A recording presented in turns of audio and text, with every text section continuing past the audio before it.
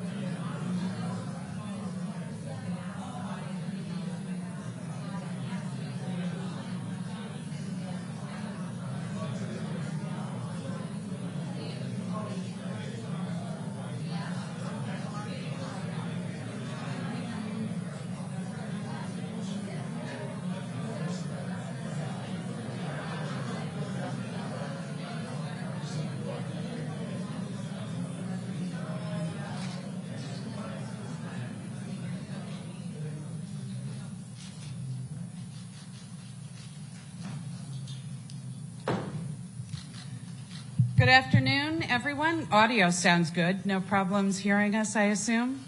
Thank you for joining us. I want to quickly run through the program. In a moment, I will introduce our National President and Negotiating Committee Chair, Fran Drescher, and National Executive Director and Chief Negotiator, Duncan Crabtree Ireland. Duncan and Fran will have an announcement and remarks, and will follow with a Q&A. We will also bring the Negotiating Committee members up for photo opportunities, and we'll conclude about 20 or 30 minutes into Q&A. If you have a question during the Q&A, please raise your hand. I will recognize you, but not a lot of yelling. Let's just be nice and genteel. And Duncan and Fran will answer as many questions as they can. Again, welcome, and please say good afternoon to SAG-AFTRA National President Fran Drescher, also Chair of the Negotiating Committee, and Duncan Crabtree Ireland. Okay. Oh, I guess we have a, okay. Good afternoon, everybody. I'm Duncan Crabtree Ireland, National Executive Director and Chief Negotiator for SAG-AFTRA. Yesterday, our union celebrated the 90th anniversary of the incorporation of Screen Actors Guild. During our nearly century-long existence, we've fought for and achieved countless gains for working actors. Today, we embark on a new important chapter in our union's history. Earlier this morning, the SAG-AFTRA National Board convened following 4 weeks of negotiations with the Alliance of Motion Picture and Television Producers, the AMPTP. Because the AMPTP remains unwilling to offer a fair deal on key issues essential to protecting the livelihoods of working actors and performers, SAG-AFTRA's National Board unanimously voted to issue a strike order against the studios and streamers. From the time negotiations began on June 7th, SAG-AFTRA staff and the members of our negotiating committee have worked overtime, devoting their evenings, weekends, and holidays to achieving a deal that would ensure a sustainable future for the acting profession. But despite our team's efforts, the AMPTP has remained steadfast in its commitment to devaluing the work of our members. Actors deserve a contract that reflects the changes that have taken place in the industry. Unfortunately, the current streaming model has undercut performers' residual income, and high inflation has further reduced our members' ability to make ends meet. Additionally, industry expectations around self-tape auditions mean performers are bearing casting costs that were once the responsibility of producers. To complicate matters further, actors now face an existential threat to their livelihoods with the rise of generative AI technology. We've proposed contract changes that address these issues, but the AMPTP has been uninterested in our proposals. Because of this, the board has determined that union members should withhold their labor until a fair contract can be achieved. A strike is an instrument of last resort. We've tried for 4 weeks to reach a deal with the AMPTP, and unfortunately, they have left us with no alternative. Although we're all disappointed with the AMPTP's reluctance to cooperate, the solidarity among SAG-AFTRA members has never been stronger. Based on the enthusiasm I'm seeing from everyone, I truly believe this union has the unity and the resolve needed to fight for the future of their careers. Due to the broad nature of our membership, this strike does not affect all members of all contract areas, just those working under the 2020 TV theatrical contract. Performers working in interactive entertainment, audiobooks, music, commercials, and other contract areas will not be directly impacted. The strike will begin at midnight tonight, and all of us, union members, leadership, and staff, will be out on the picket lines tomorrow morning. Members are urged to go to sagaftrastrike.org for answers to common questions as well as information on picket locations. I'd now like to turn the microphone over to SAG-AFTRA President Fran Drescher. Thank you. Thank you, Duncan. And thank you, everybody, for coming to this press conference today. It's really important that this negotiation be covered because the eyes of the world, and particularly the eyes of labor, are upon us. What happens here is important because what's happening to us is happening across all fields of labor by means of when employers make Wall Street and greed their priority and they forget about the essential contributors that make the machine run. We have a problem. And we are experiencing that right at this moment. This is a very seminal hour for us. I went in earnest thinking that we would be able to avert a strike.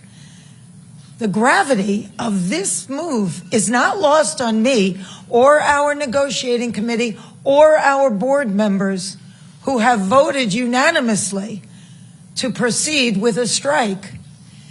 It's a very serious thing that impacts thousands, if not millions of people all across this country and around the world. Not only members of this union, but people who work in other industries that service the people that work in this industry. And so it came with great sadness that we came to this crossroads, but we had no choice. We are the victims here. We are being victimized by a very greedy entity. I am shocked by the way the people that we have been in business with are treating us. I cannot believe it, quite frankly. How far apart we are on so many things. How they plead poverty, that they're losing money left and right when giving hundreds of millions of dollars to their CEOs. It is disgusting. Shame on them. They stand on the wrong side of history at this very moment. We stand in solidarity, in unprecedented unity. Our union and our sister unions and the unions around the world are standing by us, as well as other labor unions. Because at some point, the jig is up. You cannot keep being dwindled and marginalized and disrespected and dishonored. The entire business model has been changed by streaming, digital, AI. This is a moment of history that is a moment of truth. If we don't stand tall right now, we are all going to be in trouble. We are all going to be in jeopardy of being replaced by machines and big business. Who cares more about Wall Street than you and your family? Most of Americans don't have more than $500 in an emergency. This is a very big deal, and it weighed heavy on us. But at some point, you have to say, no, we're not going to take this anymore. You people are crazy. What are you doing? Why are you doing this? Privately, they all say we're the center of the wheel. Everybody else tinkers around our artistry. But actions speak louder than words. And there was nothing there. It was insulting. So we came together in strength and solidarity and unity with the largest strike authorization vote in our union's history. And we made the hard decision that we tell you as we stand before you today. This is major. It's really serious, and it's going to impact every single person that is in labor. We are fortunate enough to be in a country right now that happens to be labor friendly. And yet, we were facing opposition that was so labor unfriendly, so tone deaf to what we are saying. You cannot change the business model as much as it has changed and not expect the contract to change too. We're not going to keep doing incremental changes on a contract that no longer honors what is happening right now with this business model that was foisted upon us. What are we doing? Moving around furniture on the Titanic? It's crazy. So the jig is up, AMPTP. We stand tall. You have to wake up and smell the coffee. We are labor, and we stand tall, and we demand respect and to be honored for our contribution. You share the wealth because you cannot exist without us. Thank you.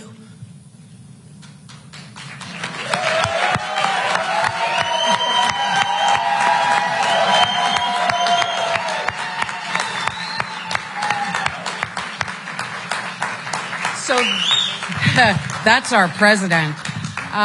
Questions? Right here, Jeremy. So you guys said at the start of talks that you guys were not going to be beholden to any terms that any negotiated with the DGA. Did the DGA's contract like part of pattern bargaining when it came to streaming and AI and other key issues? So first of all, I think it's important for us to note that we respect every union's right to negotiate the contract that's right for their members. And there's nothing about our statements about not wanting to be held to pattern bargaining that in any way are intended to detract from the DGA's agreement or any other union's agreement. But SAG-AFTRA members are SAG-AFTRA members, and we went into that negotiating for our members. And the fact of the matter is that, yes, the AMPTP wants to insist that other unions adhere to things that they've negotiated with other unions. And in the case of, for example, minimum increases, that's one example of where that's the case. The companies insisted that we agree to limit the increases in minimum salaries for our members to a pattern deal. And our negotiating committee rejected that idea. I reject that idea. Our members need to receive increases that allow them to keep up with the pace of inflation. We believe that our members should not be working in 2023 for less money in real dollars than they made in 2020. And we certainly believe that our members should not be working at the end of the term of this contract in 2026 for less money than they made in real dollars in 2020. That's wrong, it's unfair, and it's unacceptable. And so we didn't reach any agreement on that point. Hang on one second, please. I'd like the committee to come in and join the negotiators, please. Committee members?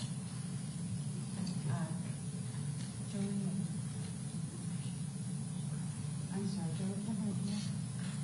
Ray? Yes. So right in. Where's the vice chair, please? The vice chair? All right, guys, just go ahead and talk. Can we ask a question now? Yeah, you sure can. Okay, Duncan and Fran. So the AMPTP just sent out a press release basically saying you guys are reiterating what they said yesterday and what Bob Iger said. You guys have chosen a path that will lead to financial hardship for countless thousands of people who depend on the industry. They're claiming they offered a 76% increase in high budget SVOD foreign residuals, 58% increase in salaries for major roles. They say 11% pay increase in year one, blah, blah, blah. They're claiming all these double-digit promises. And they're claiming they had a groundbreaking, I'm quoting them, AI proposal which protects performers' digital likeness. So what do you say to that? Well, Fran may have some things she wants to say to that, but let me just take one of the items that you mentioned, and I'm not going to be able, not having seen their press release, I can't respond to every point of it. But this groundbreaking AI proposal that they gave us yesterday, in that groundbreaking AI proposal, they proposed that our background performers should be able to be scanned, get paid for 1 day's pay, and their company should own that scan, their image, their likeness, and should be able to use it for the rest of eternity in any project they want with no consent and no compensation. So if you think that's a groundbreaking proposal, I suggest you think again. A few weeks ago, you guys put out a video that suggested that you were seeing progress in the talks, and you sounded encouraged by what was happening. So what turned? What was the pivot? Where did things go south? Well, initially we started kind of on the outside. They weren't really ready to get to the core issues, and we were encouraged, quite frankly. But we didn't realize that that was where it ended, where it began and ended. And all the core ingredients, we were basically either stonewalled or we're so far apart that, it was just... And in earnest, we gave them an extension of 12 days, which they absolutely wasted, making us feel like we've been duped, like maybe it was just to let studios promote their summer movies another 12 days. They stayed locked behind closed doors. They continued to cancel our meetings with them. We thought, well, maybe they're really getting into it. But then what we ultimately received from them was what my mom would call a leck and a schmeck.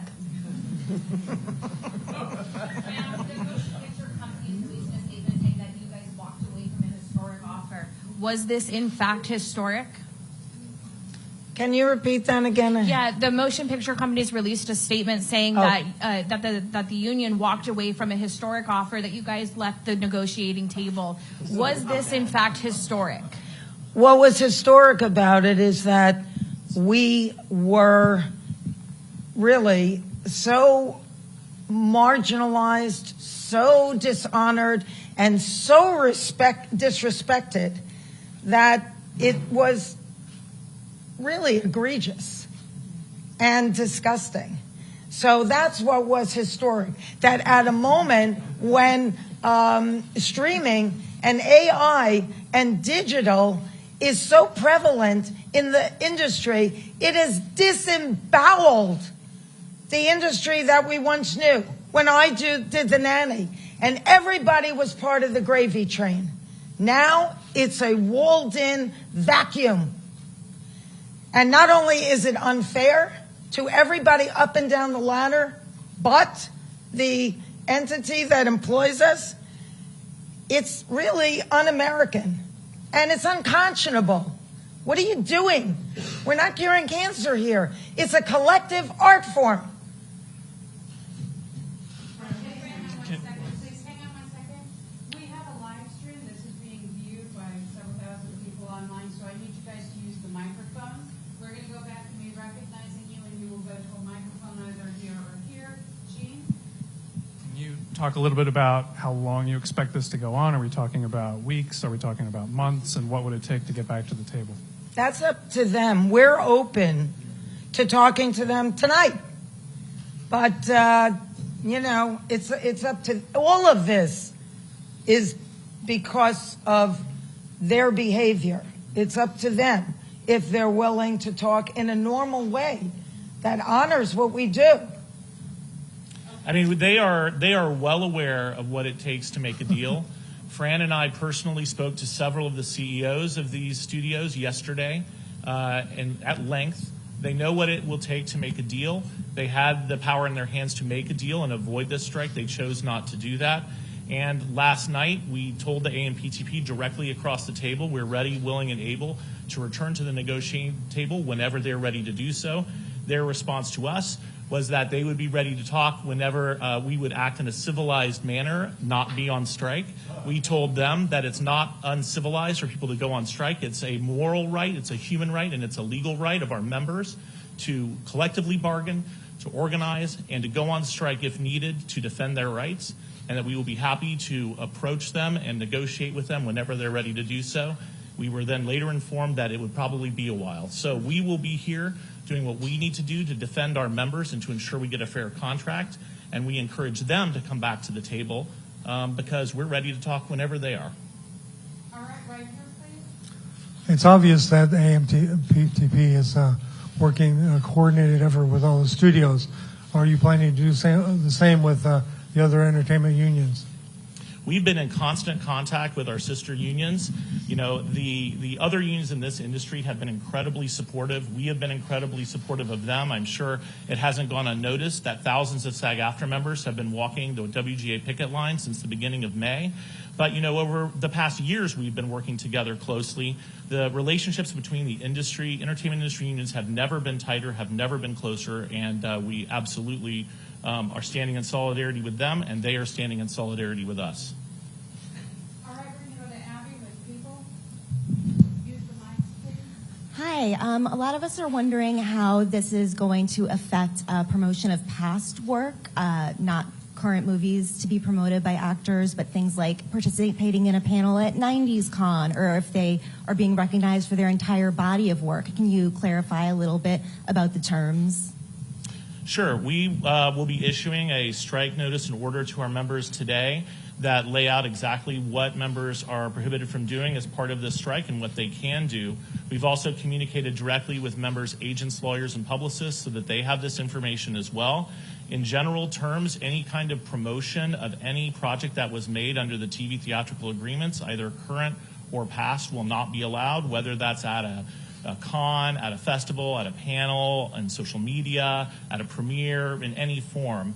Members who have other types of activities going on, like autograph signings or things that are not related to specific companies or projects that are produced under these agreements, they'll be able to continue doing that. But we encourage all members who have any doubt about the boundaries there to reach out to the union, read the guidance that we'll give them, and we can answer their questions directly and individually.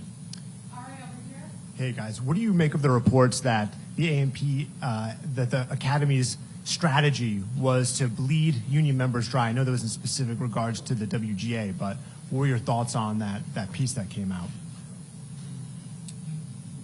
It was reported in the press just recently that there were some executives from the studios who stated that that it was okay for writers to go homeless as a result of this strike, or that, like you said, that they want to bleed the people dry. I think Fran might have some words to say about that. Necessary evil. Necessary evil. That's right. Can you believe that? I mean, we had a whiteboard with quotes just so the room would remember some of the things that were said.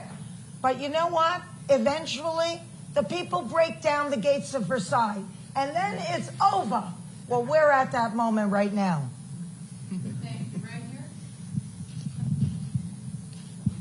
Hi, Ted Cheng, KMBC. As you know, this is going to have a significant impact on the LA economy, perhaps costing it as much as $30 million a day. What would you want to say to the businesses, to the people who are going to be losing their living because of Hollywood, who are going to be suffering alongside with you? Well, believe me, our heart bleeds that we had to make this decision. But we can't not get what these members deserve, because it's only going to get worse. This is where we drew the line in the sand, and it's a terrible thing to have to do, but we were forced into it. And let's not forget, actors are working people too, alongside everyone else in this economy. And every working person should feel empowered to stand up for themselves. And when an employer, especially these big multinational corporations, wants to take advantage of you, wants to use their power to squash you under their heel, it is your right and your obligation to stand up to them. And I have a very strong feeling that those other people, whether they're parts of unions yet or not, will see what our members are doing and will understand why we had to do it. And Fran and Duncan, I have a quick question, Leslie with the Associated Press. How do you anticipate that this will affect Emmy's campaigning amongst actors, since nominations were just announced yesterday? Our strike rules will not allow any form of promotion for television series, streaming series that have been produced under these contracts. My expectation is that it will bring any actor participation in Emmy campaigning to a close. Hi, Charlie Trepany with USA Today. You mentioned some of the issues that went into this decision to go on a strike involving salary and generative AI. Was there one particular overriding issue that proved to be the biggest deal breaker for the union? I think there are several really important issues. Fran and I talked to the CEOs about those issues yesterday, and we've mentioned a couple of them. AI, of course, is really important. But in addition to that, the basic respect reflected in minimums that keep you at least so that you're not earning less money today than you were earning years ago, that's another example. And also, as Fran has talked about, the fact that this business model has been changed, but the companies want to just keep our members locked in a contract that doesn't reflect that change. We have a proposal regarding the sharing of revenue from streaming services that has been on the table since day one of negotiations. The companies have refused to engage on that proposal and give it any meaningful discussion, much less agree to it. And we discussed that issue with the CEOs yesterday as well. Duncan, in the name of the Spanish language broadcasters that we are here at this press conference, I would like to ask you in Spanish, ¿qué provocó el rompimiento de estas negociaciones y de qué manera han sido tratados por los representantes de los productores y los estudios cinematográficos? Pues pienso que el problema en estas negociaciones es la realidad que los representantes de los productores no tienen respeto por los actores y actrices que están trabajando bajo sus contratos, y quienes trabajo es lo que hace posible esta industria. Y todos de nuestros miembros, los miembros de habla inglesa y de habla hispana, son completamente unidos en luchar por sus derechos contra estos empleadores, y todos nosotros vamos a hacer lo que es necesario a asegurar que nuestros miembros de habla hispana y de habla inglesa que están trabajando bajo estos contratos tienen contratos con respeto y con salarios justos y términos apropiados. También la niñera says no más.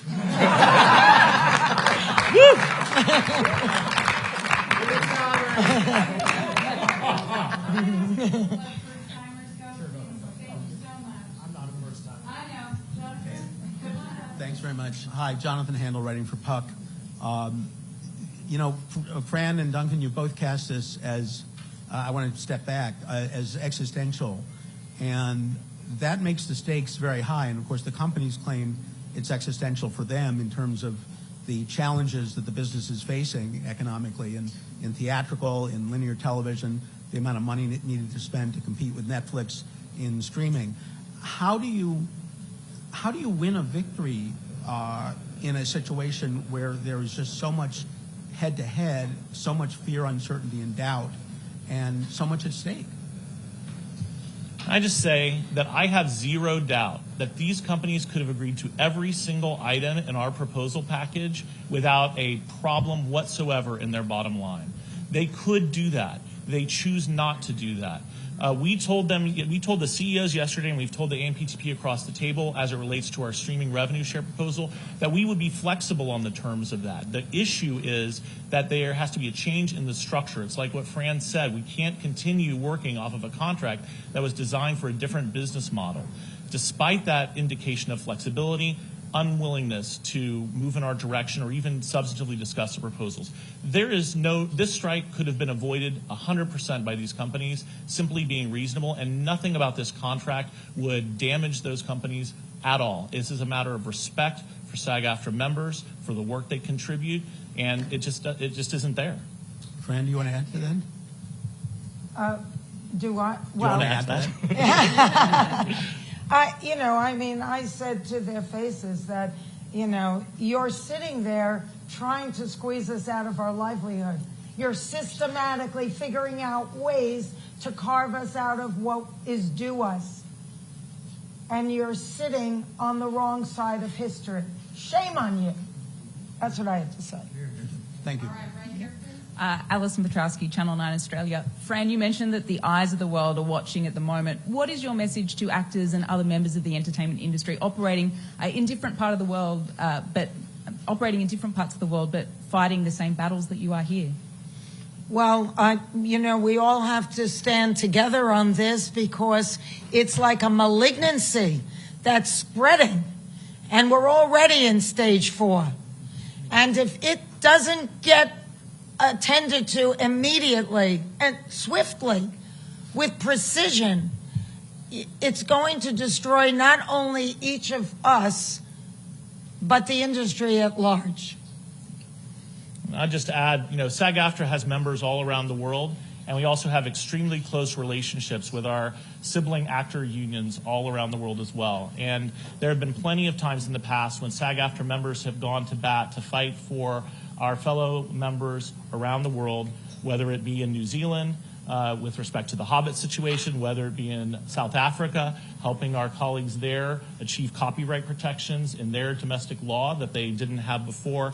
We've stood by, and we do stand by them, and we know that they stand by us. We've spoken to them, and we know that we have solidarity from actors all around the world because they know this is a just fight. This is the same fight that they have. We're all in it together, and we are going to win it.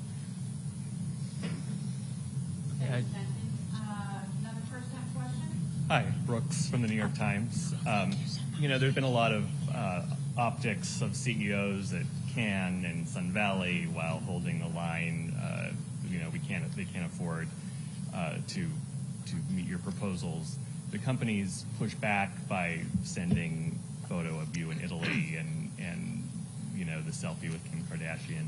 That wasn't a selfie. Just that? Excuse me, I just want to set the record straight Fran, on that. before you do, can I just say something? Before Fran answers that, I want to say it is outrageous that they would do that. You know what Fran was doing was Fran was working, which is what our members do. And for these employers to cynically try to turn our members against Fran because she's doing a job that she was under contract to do, while, by the way, she was zooming into our negotiations after work hours, working 18 hours or more a day. It is outrageous. It is wrong. It's despicable, and they should be ashamed of it. But I'm sorry, Fran, if you want to say more about it. No, I appreciate that. I mean, I'm a brand ambassador for a fashion company, and so is Kim. I had only met Kim seconds before that publicity picture was taken. It had nothing to do with being at a party or having fun. It was absolute work. I was in hair and makeup 3 hours a day, walking in heels on cobblestones, doing things like that, which is work, not fun. I'm sure Kim would have rather have been at her home in Malibu with her children too, but we work. That's what we do.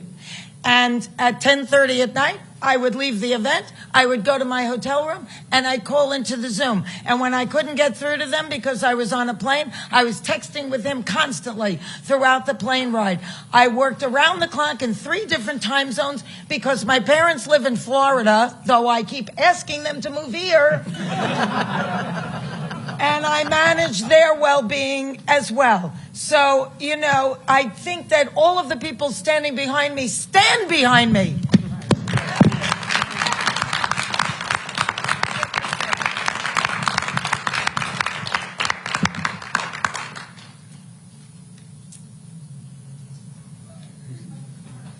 Hello. Thank you. Duncan, quick follow-up on, you said there was a proposal regarding streaming that was sent to the AMPTP they did not engage with. I was wondering to just talk a little bit more about what some of the terms were, particularly involving viewership data, because I know that was an issue that actors really raised about tying viewership data to residuals.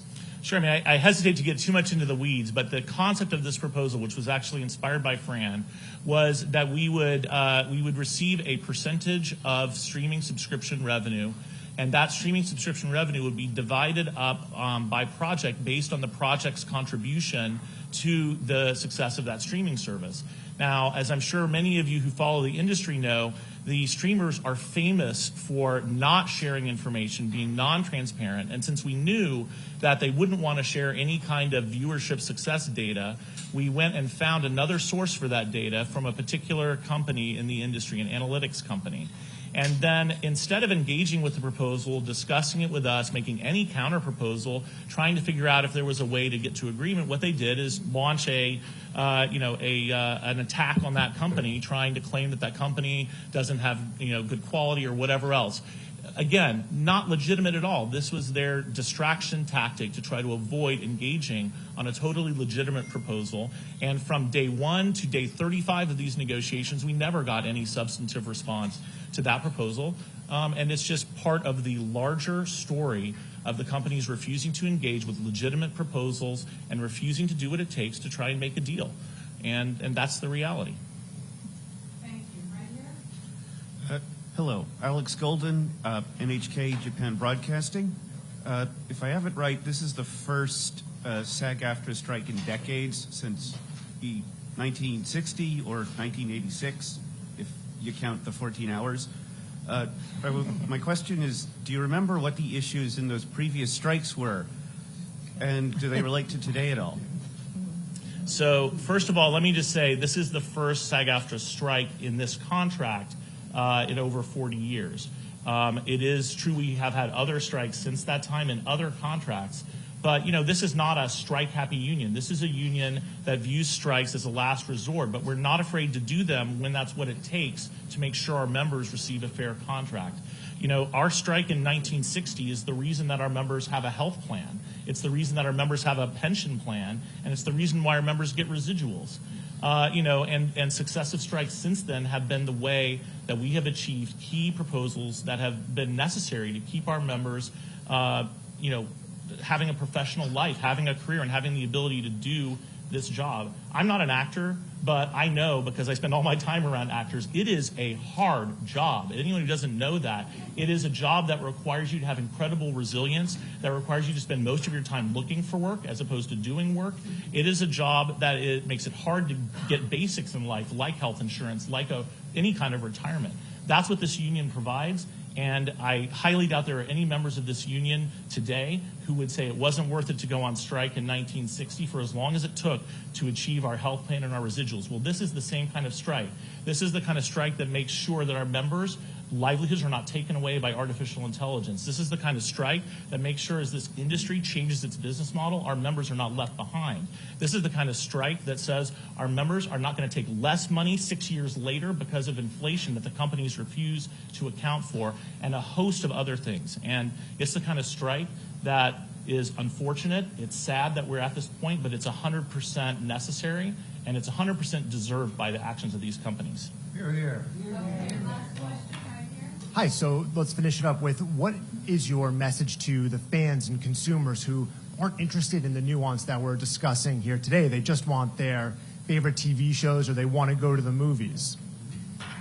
Well, what makes you think they're not interested in what's happening here? I think that they have an allegiance to all of us because we bring joy to their lives. We bring entertainment to their lives. And during COVID, they turned to us for everything. So I don't think that your assumption that they don't really care about anything but being entertained over the summer is the bottom line, when the people that give so much to them and enrich their lives in so many ways are saying we are being taken advantage of in a terrible way. And if we let this happen to us, dollars for donuts, it's going to happen to you and your family, your children, and everybody that you work with too. That's how threatening this moment is in our nation's history.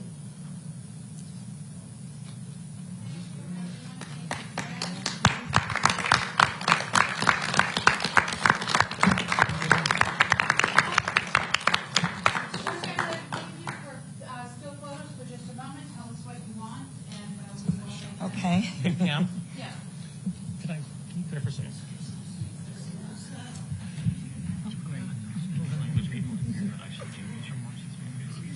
You should. Your first interview is the two of you on interview. They're both here. Signal when it's time to do that. Yep, absolutely. Let's get this still so we can. Should we have her move the podium? Do we want the microphone? Yeah, we're still gonna. Oh. Should we make a fist?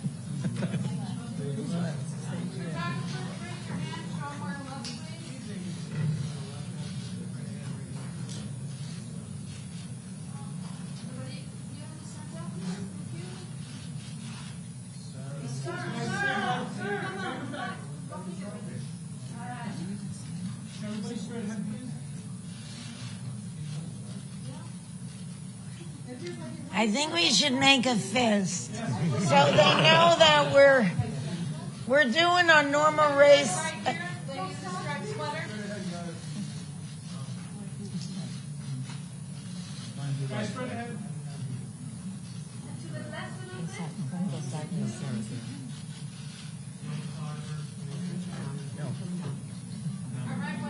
Hands coming down. Everybody put their hand down. Okay.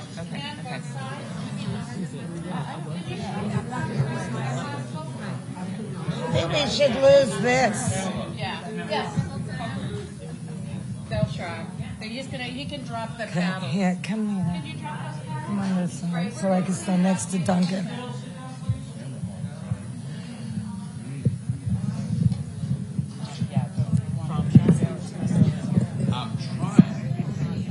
Give us 1 second, guys.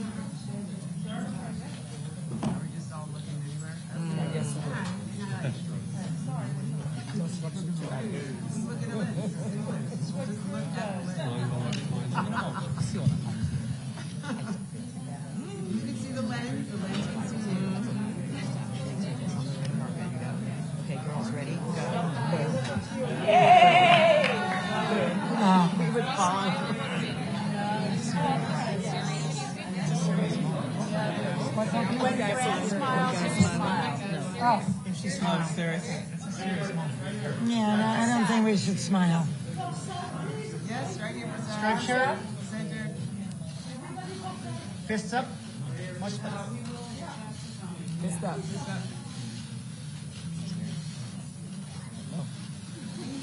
Everybody in the middle, please.